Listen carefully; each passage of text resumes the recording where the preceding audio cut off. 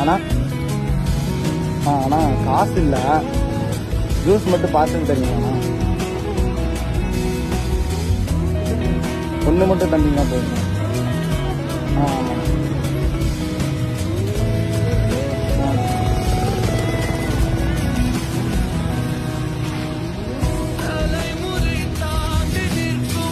நீங்கள் எந்த ஊர்னா? ராஜஸ்தானா?